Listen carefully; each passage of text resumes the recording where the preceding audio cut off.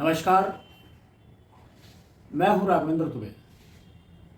आज के मुद्दे की बात करें उससे पहले आप हमारे YouTube चैनल को सब्सक्राइब करें, लाइक करें और इसको अपने मित्रों के साथ शेयर भी करें। बेल आइकन जरूर दबाएं जिससे कि आपको जब वीडियो पड़े तो आपको नोटिफिकेशन मिल जाए। कांग्रेस नेता प्रियंका गांधी पर 41 FIR मध्य प्रदेश में दर्ज कर दी गई। एक दो नहीं, 41 FIR एक ही दिन, एक ही रात में, और वो भी 9 बजे से लेकर के 10 बजे तक परसों दर्ज कर दी गई हैं। ये FIR दर्ज क्यों की गई हैं?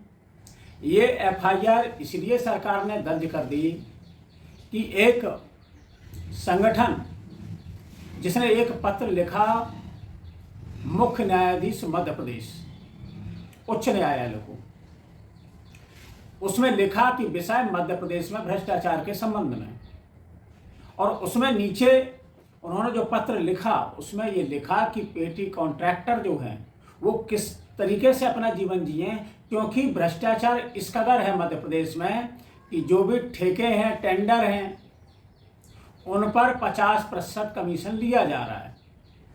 अब 50% कमीशन में 50% सरकार ले ले, 10% जो ठेकेदार वो ले लेता है, और ठेकेदार से जो टेंडर लेते हैं, ठेके से जो पेटी कॉन्ट्रैक्ट बोलते हैं उन्हें, पेटी कॉन्ट्रैक्टर जो ठेकेदार से काम लेते हैं, छोटे छोटे काम लेते हैं, वो बोले जाते हैं पेटी कॉन्ट्रैक्टर। अब पेटी कॉन्ट्रैक्टर 40% में काम भी करे, उसमें बचाए क्या, उसके अलावा उसमें भुगतान भी समय पर नहीं हो रहा क्योंकि सरकार के पास उसके पास धन नहीं है।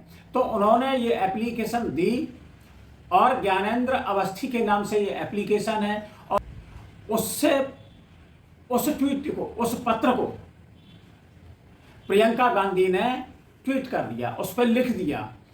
उन्होंने ये लिख दिया कि मध्य प्रदेश में किस तरीके से भ्रष्टाचार हावी है, और बीजेपी ने कर्नाटक में जो 40% कमीशन की सरकार थी, अपना ही रिकॉर्ड तोड़ते हुए अब मध्य प्रदेश में उससे आगे निकल गई है। अब वहां पर 50% कमीशन की वसूली हो रही है।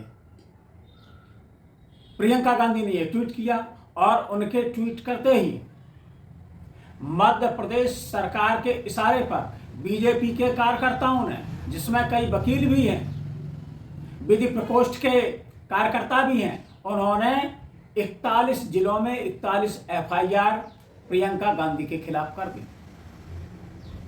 क्या सरकार मध्य प्रदेश की इतनी डर गई है कि उसे अपनी आलोचना पसंद नहीं आ रही है, या फिर जो भ्रष्टाचार का आरोप लगाया है उस पर FIR करने से पहले उसकी जांच कर लेते? उसकी जांच आपने क्यों नहीं की? लेकिन आप इतने तिलमिला गए कि एक ही रात में, और वो भी रात को 9 बजे से 10 बजे के बीच में ज़्यादातर FIR हुई। इसमें कमलनाथ के खिलाफ भी FIR की गई, अरुण यादव के खिलाफ भी FIR दर्ज की गई, जयराम रमेश के खिलाफ भी FIR दर्ज की गई। तो ये सरकार के इशारे पर एक ही समय और ज़्यादातर समय एक ही तरीके की धाराएं हैं, और ज़्यादातर का जो पत्र है, FIR जो की गई है, उसका जो विषय है वो भी लगभग एक जैसा है। तो सबको पता है कि सरकार के इशारे पर ही यह FIR हो सकती हैं। सरकार आखिर इतनी क्यों तिलमिला गई है? प्रियंका गांधी, आपको याद होगा कि जब वो हिमाचल प्रदेश में पहुंची, हिमाचल प्रदेश में उन्होंने हुंकार भरी और वहां से बीजेपी सत्ता से बेदखल हो गई। इसके बाद कर्नाटक का चुनाव आता है। कर्नाटक चुनाव में वह पूरी आक्रामकता के साथ उन्होंने भाषण दिया। मैंने पहला ऐसा प्रधानमंत्री देखा है बहनों और भाइयों, पहला देखा है ना, जो आपके सामने आकर रोता है कि मुझे गाली लग रही है, मुझे गाली दे रहे हैं। आपके दुख सुनने के बजाय अपना दुखड़ा आपको सुनाते हैं, और किसी ने उनके ऑफिस में बैठकर एक लिस्ट बनाई है। अरे आपके दुखों की लिस्ट नहीं है वो आपकी समस्याओं की लिस्ट नहीं है, वो ये लिस्ट नहीं है कि किसानों की क्या समस्या है, हमें क्या करना है। वो ये लिस्ट है कि मोदी जी को कितनी बार किसने गाली दी है। कम से कम एक पन्ने पे फिट तो आ रही है। अगर मेरे परिवार को जो गालियां दी हैं इन लोगों ने, हम लिस्ट बनाना शुरू करें तो हम किताब पे किताब छपवा लेंगे। हिम्मत करो मोदी जी, मेरे भाई से सीखो। मेरा भाई कहता है गाली क्या, मैं गोली खाऊंगा इस देश के लिए। मेरा भाई कहता है सच्चाई के लिए मैं खड़ा रहूंगा। तुम गाली दो, गोली दो, छुरा मारो, कुछ भी कर लो। घबराओ मत मोदी जी, घबराओ मत। ये सार्वजनिक जीवन है, मोदी ये सब सहना पड़ता है, हिम्मत रखनी पड़ती है, आगे बढ़ना पड़ता है। आक्रामकता के साथ चुनाव लड़ा और उन्होंने जो बातें रखी, जनता की नब्ज को पकड़ा। कर्नाटक में प्रधानमंत्री की कई सभाओं के बाद, रोड शो होने के बाद, बजरंग बली को भी बीच में लाने के बाद बुरी तरीके से सत्ता से बेदखल हो गई। वहां पर सरकार हार गई। इसके बाद अब मध्य प्रदेश का चुनाव है और मध्य प्रदेश में प्रियंका गांधी 12 जून को गई थी, जहां उन्होंने नर्मदा मैया की पूजा की। उस पर भी बीजेपी ने बड़े सवाल उठा दिए थे। इसके बाद वो 31 जुलाई को ग्वालियर में पहुंची और ग्वालियर में जितनी जो जन सैलाब दिख रहा था, जो भीड़ दिख रही थी, उस भीड़ को देख करके कोई भी सरकार हिल जाएगी। और शिवराज सिंह चौहान की सरकार उस भीड़ को देख करके हिल गई। और वहां पर प्रियंका गांधी ने 3 मुख्य मुद्दे उठाए। उन मुख्य मुद्दों में पहला बेरोजगारी, महंगाई और तीसरा भ्रष्टाचार। 3 बड़े आरोप मध्य प्रदेश सरकार पर लगाए और उन्होंने बताया कि किस तरीके से मध्य प्रदेश सरकार अपने जो वादे किए उनको पूरा नहीं कर पाई। इतने लंबे समय से, लगभग 2 दशक होने वाले हैं, शिवराज चौहान वहां पर मुख्यमंत्री हैं। इसके बावजूद मध्य प्रदेश पर 3.5 लाख करोड़ का कर्जा है। कई परियोजनाएं उनकी लटकी हुई हैं। कई परियोजनाएं या तो बंद हो गई हैं या फिर चल रही हैं तो बड़ी धीमी गति से चल रही हैं। यह हाल है मध्य प्रदेश का। और अब उस पर बिल्कुल कर्नाटक की ही तर्ज पर भ्रष्टाचार का एक बड़ा मुद्दा चिपक गया है। जैसे कर्नाटक में जब कांग्रेस ने 40% कमीशन की सरकार का मुद्दा उठाया, तो बीजेपी की तमाम कोशिशों के बावजूद, इधर उधर की बात करने के बाद, प्रधानमंत्री जी के भाषण के बाद भी बीजेपी वहां सत्ता में नहीं रह पाई और वहां पर बुरी तरीके से हार गई। क्या अब कांग्रेस वही फार्मूला मध्य प्रदेश में अपनाने जा रही है? मध्य प्रदेश पर भी क्या 50% कमीशन की सरकार का जो ठप्पा है वह कांग्रेस चिपकाने में सफल होगी? और कई रिपोर्ट्स ऐसी आ गई हैं जिसमें जो मध्य प्रदेश सरकार है वह जाती हुई दिख रही है। कई सर्वे बता चुके हैं कि मध्य प्रदेश सरकार जा सकती है, क्योंकि पिछली सरकार 2018 में कांग्रेस की सरकार बन गई थी मध्य प्रदेश में। कमलनाथ के नेतृत्व में सरकार बनी, लेकिन ज्योतिरादित्य सिंधिया ने 2018 में कांग्रेस छोड़ करके वो बीजेपी में शामिल हो गए और कई विधायक टूट करके बीजेपी में चले गए और जो कांग्रेस की सरकार थी वो वहां से बेदखल हो गई, गिर गई। बीजेपी ने कांग्रेस की सरकार गिराई। इससे भी जनता में एक आक्रोश है कि जनता की सिंपैथी कमलनाथ को मिल सकती है, कांग्रेस को मिल सकती है, क्योंकि चुनी हुई सरकार को जिस तरीके से बीजेपी ने साम दाम दंड भेद से गिराने का काम किया, इससे भी जनता वहां नाराज है। बात करते हैं उस पत्र की जिसमें सरकार ने कहा कि जिसने ये पत्र लिखा है उसका ना कोई ठिकाना है ना कोई पता है। ये बेवजह का पत्र था और एफआईआर इसीलिए दर्ज की गई कि ऐसे मामले को इन लोगों ने आगे बढ़ाने का काम किया।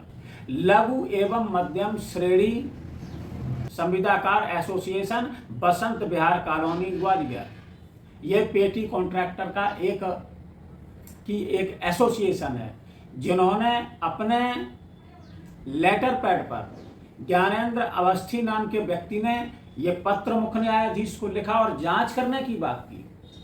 उन्होंने कहा इसकी जांच होनी चाहिए, लेकिन सरकार ने कहा कि ऐसा कोई संगठन नहीं है, ऐसा कोई व्यक्ति नहीं है, कोई इसका अता पता नहीं है, ये सब फर्जी है। लेकिन उसी संगठन ने फिर कहा कि वह कुछ समय पहले शिवराज सिंह चौहान से मिले थे। शिवराज सिंह चौहान से हमने अपनी बात रखी कि किस तरीके से हमारा पेमेंट नहीं होता है और हम किस तरीके से परेशान हैं। शिवराज सिंह चौहान ने आश्वासन दिया कि उनका जो पेमेंट है वो पेमेंट हो जाएगा। उन्होंने ओएसडी से मिलने को कहा, ओएसडी से वो मिले, लेकिन ओएसडी ने कहा कि ये चुनावी वर्ष है और ऐसे में यह नहीं हो पाएगा, कई खर्चे हैं, तो उन्होंने उनको भी निराश कर दिया। तो जहां शिवराज सिंह चौहान से मिले या उनके ओएसडी से मिले, तो जब मुख्यमंत्री से मुलाकात होती है या उनके ओएसडी से मुलाकात होती है तो मुलाकात बाकायदा डायरी में दर्ज होती है। जब दर्ज होती तो जांच क्यों नहीं कराते? आपको जांच करा लेनी चाहिए। लगभग 100 परियोजनाएं ऐसी हैं जो अभी शिवराज सिंह चौहान की जो लंबित हैं। उन्होंने ये भी कहा कि पहले जो कमीशन लिया जाता था वो 15 से 20% लिया जाता था। चलो यहाँ तक ठीक था, कोई दिक्कत नहीं थी, लेकिन इस कमीशन को बढ़ा करके 50% कर दिया गया। और जब से 50% कर दिया गया है, अब हम क्या करें? क्योंकि इसमें 50% कमीशन जो सरकारी लोग हैं वो ले लेते हैं, इसके अलावा 10% जो ठेकेदार है वो ले लेता है, 40% बचा जिसमें से हमें काम भी करना है, तो उससे काम की गुणवत्ता भी खराब होती है। उन्होंने इसके जांच की मांग की थी, तो सरकार को इसको जांच करनी चाहिए थी, लेकिन आपने प्रियंका गांधी पर 41 जिलों में 41 FIR दर्ज करवा दी। किसी भी तरीके से बीजेपी सरकार गांधी परिवार को घेरना चाहती है, कोई भी मौका उससे चूकना नहीं चाहती है, और वही क्रम रहा। क्या सरकार ये चाहती है कि प्रियंका गांधी पर या जो मुख्य नेता हैं, चाहे वो कमलनाथ हो, जयराम रमेश हो, अरुण यादव हो, इन पर जब FIR दर्ज हो जाएगी तो इनको एक तरीके से रैली के लिए, जो भी जनसभा हो उसके लिए प्रतिबंधित कर दिया जाए, जिससे वो रैलियों में नहीं पहुंच पाए। और जो इनको दिक्कत हो रही है, जो वहां भीड़ पहुंच रही है, जो जनसैलाब उमड़ रहा है उन रैलियों में, जिससे ये सरकार डरी हुई है, उससे इनको मुक्ति मिल जाए। लेकिन ऐसा होता नहीं है। जनता में अगर ये संदेश चला गया, जनता में संदेश गया, फिर सरकार कुछ भी कर ले, उसका कोई दांव पेच सफल नहीं होगा। क्योंकि मध्य प्रदेश ऐसी जगह है जो RSS की प्रयोगशाला के तौर पर रहा, और RSS ने गुजरात के अलावा, जहां गुजरात पर अभी चल रहा उनका मॉडल, लेकिन मध्य प्रदेश में इतने लंबे समय तक RSS ने जो जमीन तैयार की बीजेपी के लिए, घर घर जाकर के, गांव गांव जाकर के, शहर शहर जाकर के, अब जब ये प्रियंका गांधी की यहाँ सभाएं हो रही हैं, उसके बाद से RSS भी चिंतित हो गई है और बीजेपी चिंतित हो गई है। अब गांव गांव जाकर के उनकी मीटिंग हो रही है। जो आने वाला समय है, क्या कर्नाटक की तरह कांग्रेस मध्य प्रदेश की शिवराज सरकार पर भी ये 50% कमीशन वाली सरकार का जो ठप्पा है उसे चिपकाने में सफल रहेगी? प्रियंका गांधी तेज तर्रार नेता हैं और वह जानती हैं जनता की नब्ज को। इसके अलावा अभी पटवारी घोटाला का भी मामला उठा था, जिसमें लाखों युवाओं ने प्रदर्शन किया था मध्य प्रदेश के अंदर। देखते हैं कि कर्नाटक में जिस तरीके से कांग्रेस ने एकजुट होकर के बीजेपी को वहां पर सत्ता से बेदखल किया, चाहे मध्य प्रदेश की सरकार हो, चाहे केंद्र की सरकार हो, जो भी सरकार के खिलाफ आवाज उठाता है और सरकार उससे जब तिलमिला जाती है तो सरकार इसी तरीके से FIR कर देती है, कहीं गिरफ्तार कर लेती है, या फिर दूसरे माध्यम, चाहे ED CBI का प्रयोग करके उसकी आवाज को बंद करना चाहते हैं।